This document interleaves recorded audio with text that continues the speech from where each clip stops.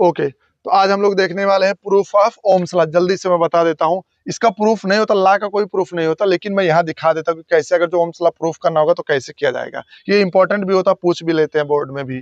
तो इसको बोर्ड देखो, ओम के नियम का सिद्धिकरण कैसे करते हैं। तो पहले ड्रिफ्ट वेलोसिटी वाला आई और बी डी के बीच का रिलेशन वीना वाला जो मैं बताया हूँ, इसका लेक्चर अपलोडेड है, देख सकते हैं इसका डिटेल लेक्चर।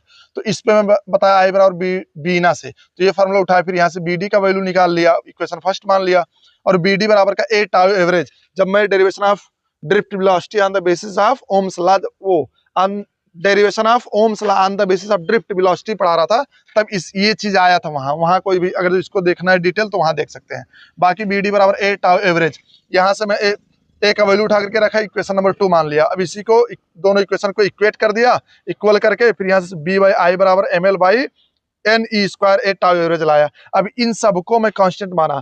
ओम्स लॉ क्या कहता है? ओम्स लॉ कहता है कि जब उनकी भौतिक अवस्थाएं, यानी उनकी जो कंडक्टर का सभी स्टेट क्या हो, अनचेंज हो, मतलब कांस्टेंट रहे, मतलब चेंज ना हो। तो चेंज ना होने का मतलब ये सब जितने भी टर्म है सब चेंज ना हो, यानी इसका टेम्परेचर, इसका प्रेशर, ये सब चेंज ना हो, तब ये चीज ये कांस्टेंट हो जाएगा, यानी M L N E square A tau average. ये सब जब कांस्टेंट हो जाएगा तो बी बाई आई बराबर आर, और कांस्टेंट होता तभी तो ओम्स लॉ होता। तो यानी बी बाई आई बराबर का आर कांस्टेंट, तो कांस्टेंट होगा तो ओम्स लॉ को बताता है। तो यही हुआ ओम्स लॉ, इस हिसाब से हम लोग प्रूफ कर देते हैं।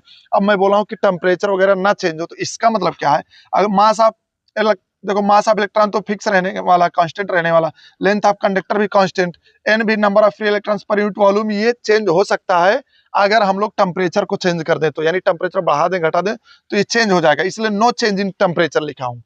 तो यानी टेम्परेचर भी कांस्टेंट, उसके बाद फिर आगे बढ़ोगे तो चार्ज एंड इलेक्ट्रॉन तो कांस्टेंट रहेगा ही रहेगा। फिर एरिया ऑफ क्रॉस सेक्शन ये भी कांस्टेंट, उसके बाद एवरेज रिलैक्सेशन टाइम, ये भी अगर टेम्परेचर बढ़ाओगे तो ये भी घट जाता है, रिलैक्सेशन टाइम घट जाता है। तो इस हिसाब से नो चेंज इन टेम्परेचर यहाँ भी लिखा, तब ये सब, इसका मतलब ये नो चेंज इन टेम्परेचर, ये भी नो चेंज इन टेम्परेचर, यानी इस हिसाब से सब लोग जितने भी टर्म थे सब कांस्टेंट हो गए। तो बी बाई आई बराबर का आर, यही प्रूफ होता है ओम्स लॉ का।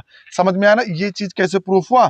क्योंकि ये प्रूफ करना तो ओम आर को कांस्टेंट रखना पड़ेगा, और आर को कांस्टेंट रखने के लिए ये टर्म सब कांस्टेंट रखेंगे, तो इसी के प्लेस पे आ जाता है आर, और बी बाई आई बराबर का आर कांस्टेंट। ओके, समझ गए? आई होप समझ गए होगे आप लोग।